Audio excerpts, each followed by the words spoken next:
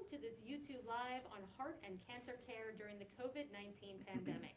With me today is Dr. Kirk Garratt. He is the Medical Director of ChristianaCare Center for Heart and Vascular Health, and Dr. Nick Petrelli, the Medical Director of the Helen F. Cancer Center and Research Institute here at ChristianaCare. Thank you both so much for joining us today. As you know, heart disease and cancer didn't just go away when this COVID-19 pandemic started. Let's start by talking about how your teams have been able to adjust care during this pandemic. Well, we of course had to look after the interests of the community and the patients who have heart and vascular disease, as well as assure that we had the necessary resources in place to care for all the COVID-19 patients. Now, we didn't know initially how many patients would be coming. We wanted to be prepared for any need. In order to meet that need, the hospital organization made a decision that we would cohort those COVID-19 patients in one end of the hospital. It happened to be the end of the hospital where the Center for Heart and Vascular Health is located. I think that was a good decision. I certainly endorsed it. As a consequence, though, we had to vacate that area. So 100% of the inpatient bed space for heart and vascular patients was committed fully to the care of COVID-19 patients, and we relocated those folks to other parts of the hospital. We were able to do that without missing a beat in terms of their care. The other side of it, of course, though, Megan, was that we had to assure that those patients who had heart and vascular problems were tended to. We suddenly had to slow down to just a trickle the usual provision of heart and vascular services. Those things that could wait, we did ask patients to wait to receive that care. We continued to care for people who couldn't wait.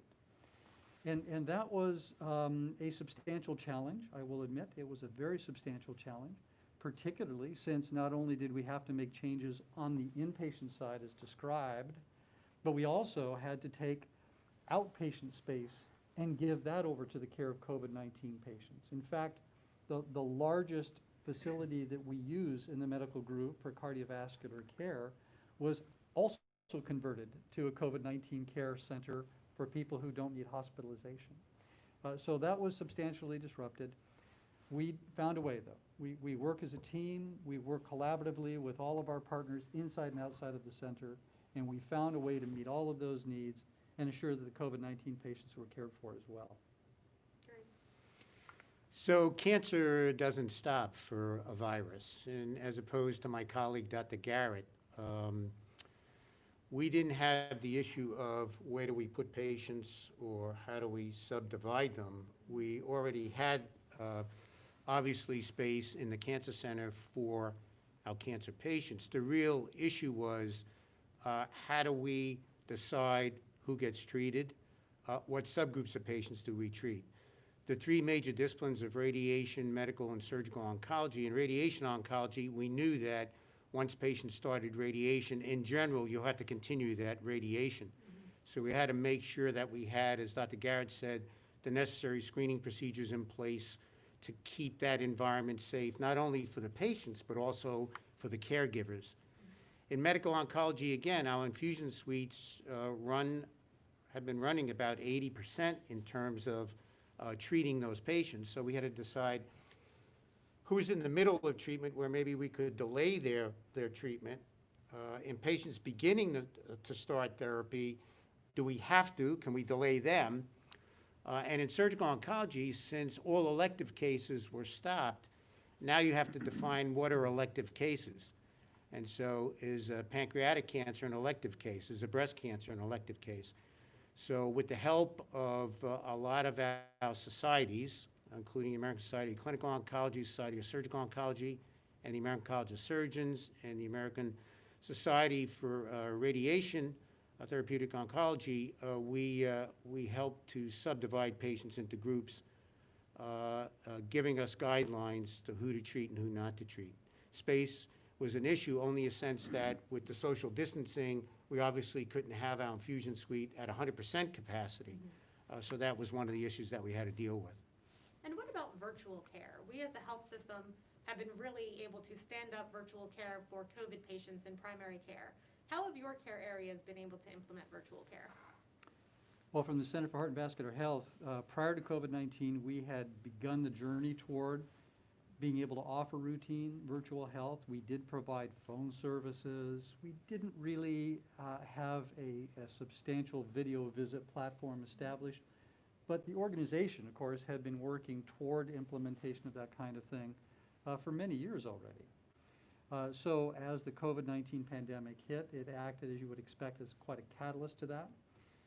We have now trained in the majority of our clinical cardiovascular providers so that they're able to offer these virtual visits. We have as a target by our next fiscal year to have 50% of our cardiovascular visits done virtually. Now, I will admit that's an aspirational goal. It won't be an easy thing to accomplish. But it is our goal. It is what we'll work toward. And I'm confident that at some point we will be able to achieve that. We have many, many reasons for wanting to do this outside of the concern about bringing people physically together for care. And to follow up on that, if someone is watching and is one of your patients and says, I'm not sure I would feel comfortable with that, what would you tell a patient as to the perks of having that virtual visit? Well, today, of course, people don't want to necessarily come to any public space where they would have to sit in a waiting room. Even if appropriately distanced, there's still a certain amount of anxiety. So this is, of course, a perfect solution for that. I think that virtual health will be a lot like virtual shopping. I would say that when buying a new shirt or a pair of shoes online was first available, many people, myself among them, thought, I'm not sure that's ever going to fly. I mean, I like to try it on. I want to make sure the shoe fits and so forth. You quickly realize that the upside of this approach, and the convenience it offers and so forth, is well worth whatever effort is required to become familiar with and thereby comfortable with the platform. It also helps a lot that the electronic tools needed to have a meaningful interaction online are now so abundant and so familiar and so comfortable to use for the majority of people. I think that the uptake on virtual health opportunities will be relatively quick, will be robust, and will be durable. I don't think people will want to go back to receiving health care the old-fashioned way very much coming out of this pandemic. I don't know. What do you think, Nick? Well, I agree. I think when a patient gets a diagnosis of cancer, it's a little bit different than most diagnoses. It's impactful not only for the patient, but for family. We were not as far along as Dr. Garratt's team with telehealth, and the reason is because of that face-to-face, if you will, prior to the pandemic, the touch that's necessary, if you will. You'll be okay. I'm with you all along the way of this treatment regimen. But I would have to say, what the pandemic has done has been a wake-up call for us on the cancer side. Our radiation oncologists were the first to really get into the virtual medicine with their patients. Especially those patients had completed radiation therapy and now they just needed follow-up. And so why not just contact them through virtual, see how they're doing. I think for a lot of our support services like genetic counseling, that I say now that's 90% with telehealth. And I think the same will occur in surgical oncology, in medical oncology, in terms of follow-up. If you're following a patient after their treatment every 3 or every 6 months or on a yearly basis, there's no reason why virtual can't be done. Maybe not every 3 months. Maybe for the first 3 months go by, you see them physically, but then the next 3 months, it's a virtual meeting, depending on their tumor type, where they are on follow-up, how long they are, where their treatment schedule is. But I think that of all the changes that we had to make during the pandemic is the virtual medicine, which now has become and will continue to become a part of our treatment modality and communication. Great. As part of this YouTube Live, our viewers are able to ask questions. And Scott M. says, great discussion. Will cardiac tests like exercise stress tests open up soon? Well, the good news, Scott, is that we're already open for business today. Now, we did slow down, as I said, to a trickle. All cardiovascular work that wasn't absolutely necessary in the moment. Things like diagnostic tests of all types went down by 80–90%. We are now back up to about 60% total production in the diagnostic work. That's the easiest way that I can describe it and kind of make that clear. It is true that two things. First, we still have work to do to get right back up to full capacity. We're actually targeting the final step for our area to reach that 100% capacity level next week. So I think in very short order, we will be able to meet the demands that anyone should have for accessing cardiovascular work, diagnostic and therapeutic work. The other important point to make, though, is there are a few areas where we're being more circumspect about going right back to doing work the old-fashioned way for a couple of reasons. You mentioned stress tests specifically, Scott. Well, routine stress tests have been with us for a long time. They're super safe. They're super convenient. You got to work hard at them, and that's not so fun. But they're great. They're simple, safe, convenient. But they have some substantial liabilities. And the truth is, we have some offerings that are alternatives to routine stress tests today that I am personally convinced are far superior. So we're taking this moment while everything is sort of on pause and working hard to try to assure that we're ready to move some of the work from, say, stress test to other modalities and accommodate everybody well, in the belief that it's going to ultimately be not just a good step in the pandemic, it's going to be a good step overall for heart and vascular patients.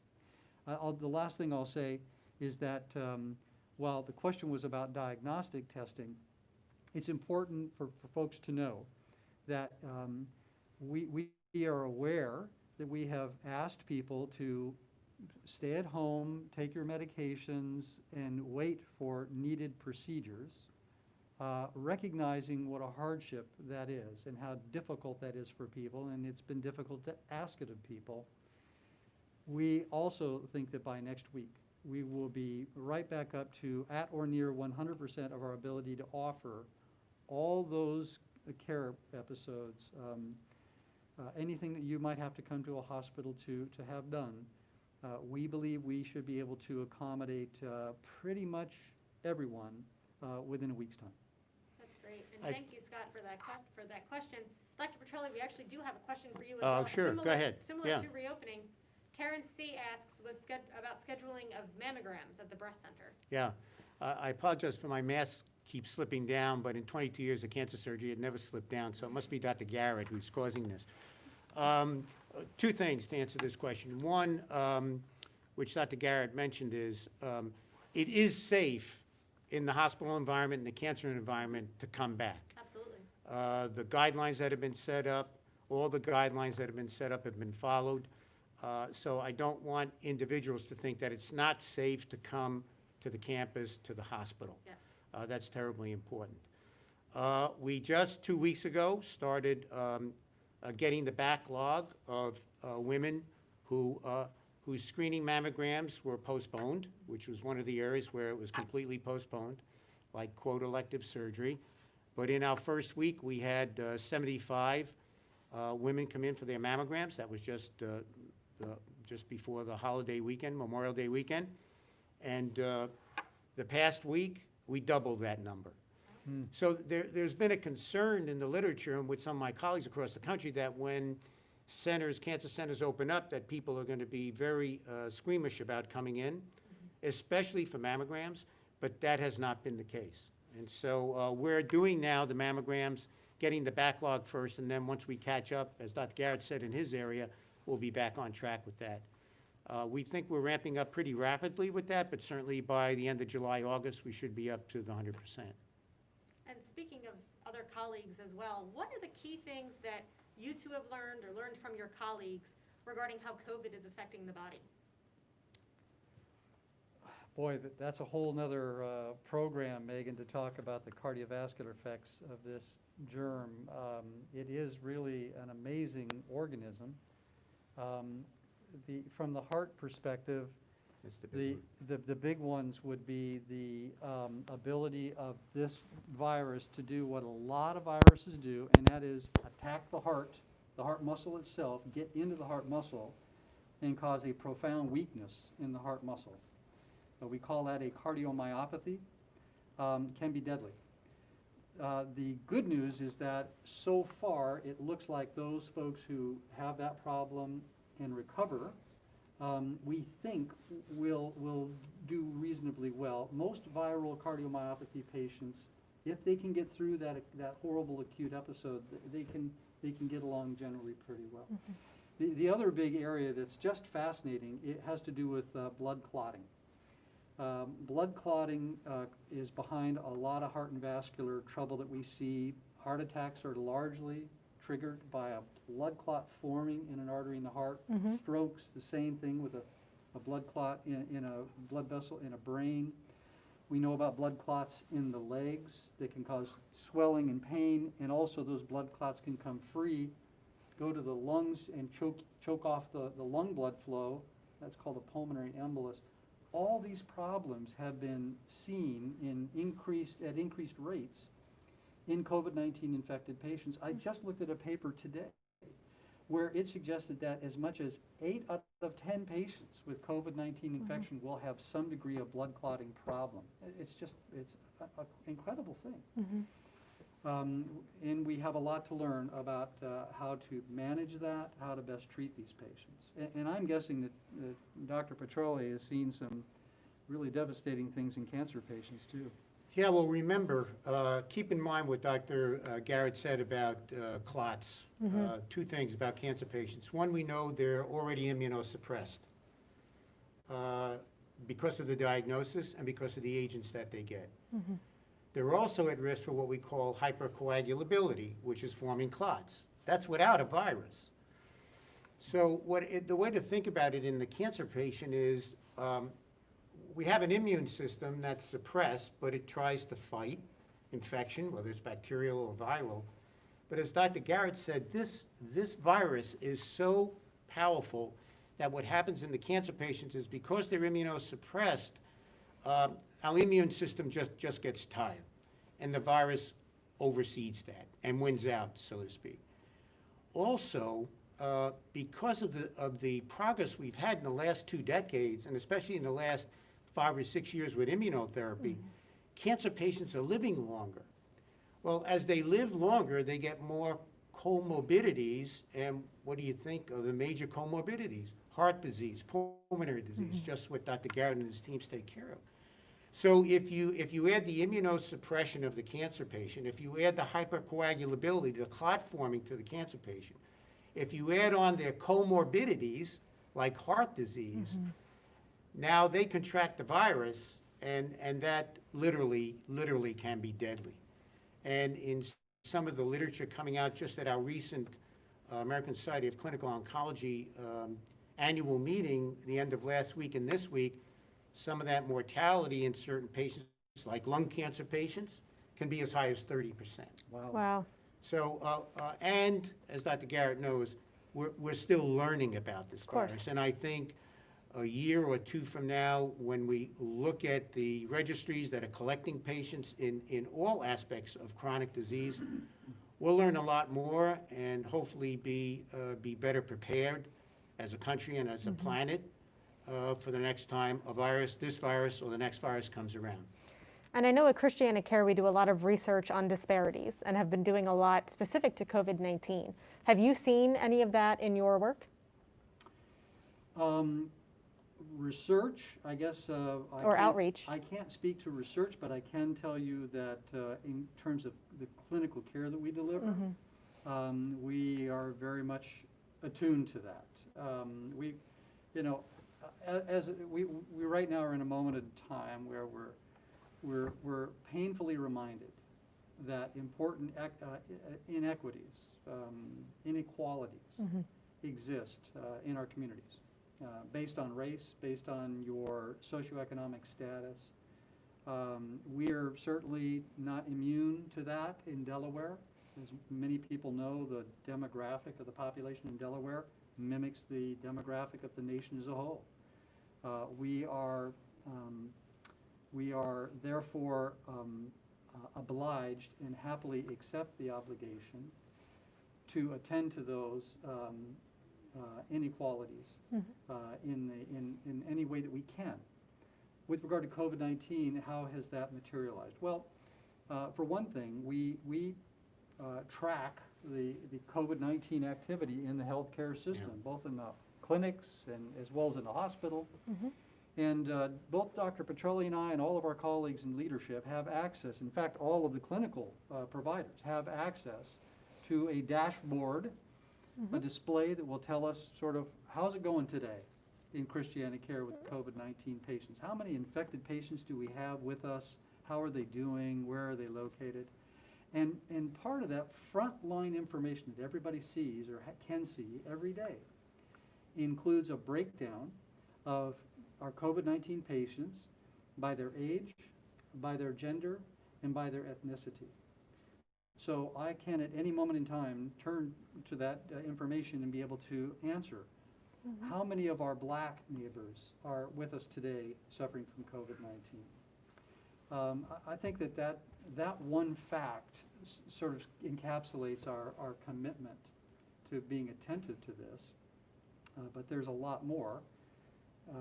Certainly with regard to COVID-19 testing, for example, we are, as the rest of the nation, very, very challenged by our ability to access the right medications, the protective gear, and the testing equipment needed to do the COVID-19 tests. Some may say, well, are you sure that you are providing those tests to the minority members and the disadvantaged members of your community at the same rates you are providing those tests to the more affluent and white people in your community? And I can tell you the answer to that is yes. How do I know that? Because at that same dashboard that I mentioned, I can look at how we're doing with that. And I just happened to do that yesterday, Megan. Our most recent census information suggests that about 2/3 of the population of Newcastle County describe themselves as white or Caucasian race. And the remainder, about 1/3, are other, so black, Hispanic, Asian. Well, you could say, well, what does the distribution of your tests look like?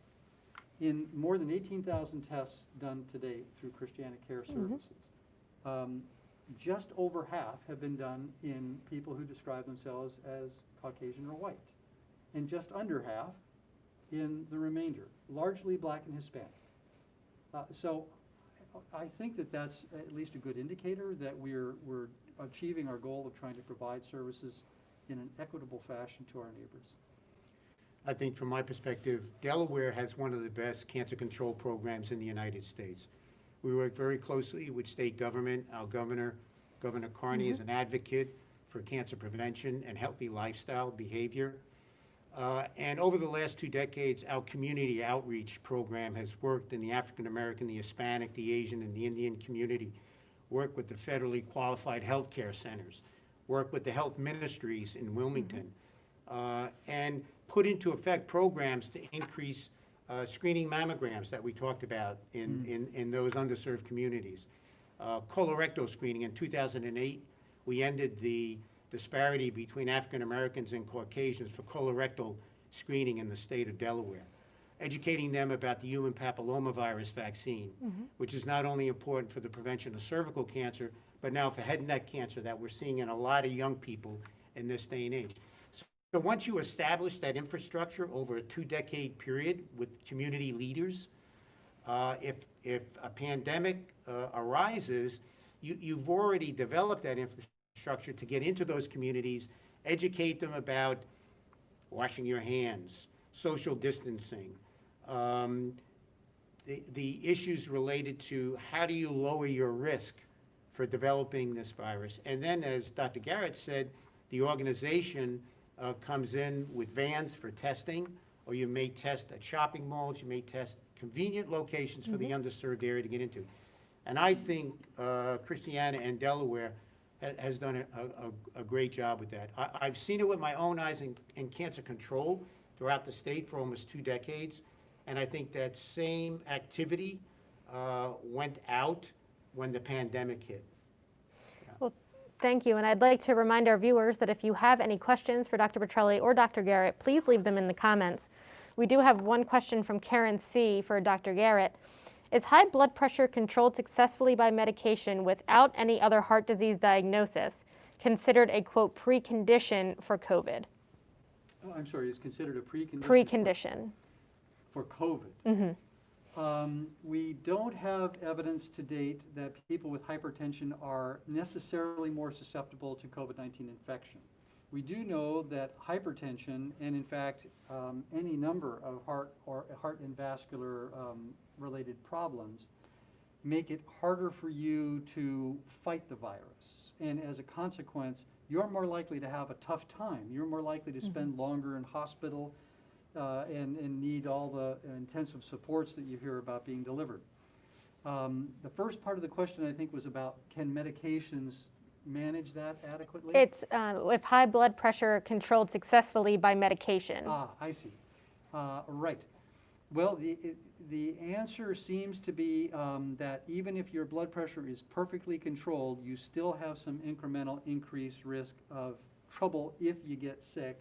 Now, certainly, the best guess, without any evidence to date, would be if you have high blood pressure and you're tending to it, you're setting yourself up for success here compared to ignoring that problem and letting your blood pressure run away. I'd add also, Megan, that one of the early interesting questions that came up about blood pressure in COVID-19 had to do with common medications that we use to control blood pressure, the so-called ACEs and ARBs. Okay. And if you're taking one of those medicines, you'll know about those terms. As it happens, this germ happens to attack the body and get inside your cells by locking on to a receptor on the surface of a cell. That's the same receptor that is used by these ACE and ARB medicines to affect blood control. Isn't that interesting? Yeah. So then people said, well, gee, maybe if you're taking these medicines, that'll be good. It'll help block the site where the virus could attack. And then others said, oh, well, wait a minute. No, maybe it works the other way. Maybe taking these medicines can make you more susceptible. And we actually had a few weeks there of great anxiety about how to advise patients then, particularly those with us in the hospital looking sick.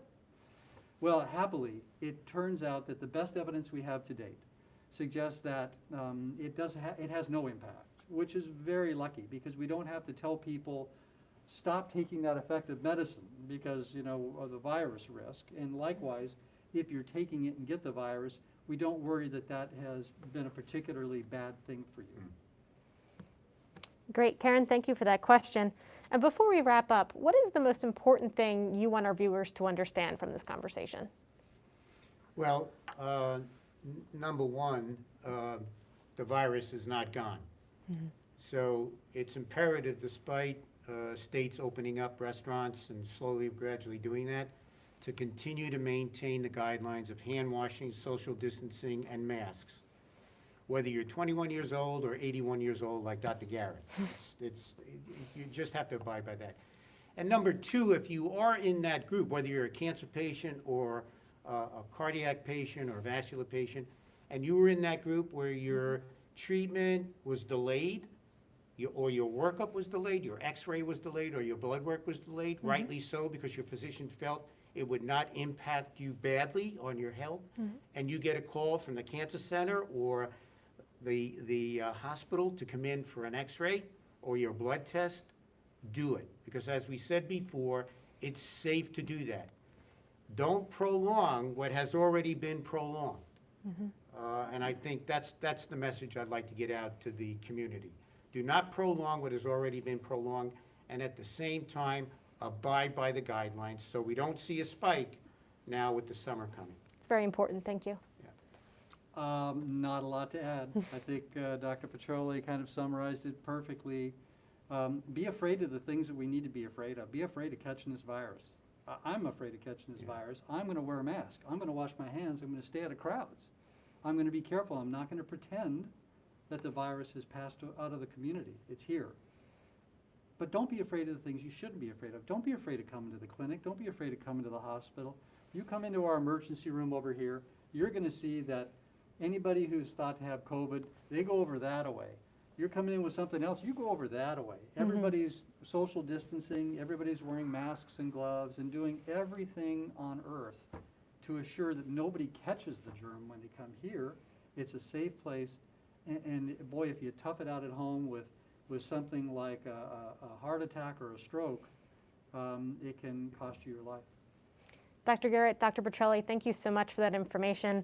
If you have any other questions, please leave them in the comments below, and we will get back to you as soon as we can.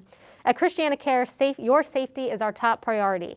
If you have any other questions that either are not for Dr. Petrelli or Dr. Garratt or just about the reopening of our services here at ChristianaCare, please visit ChristianaCare.org. Thank you.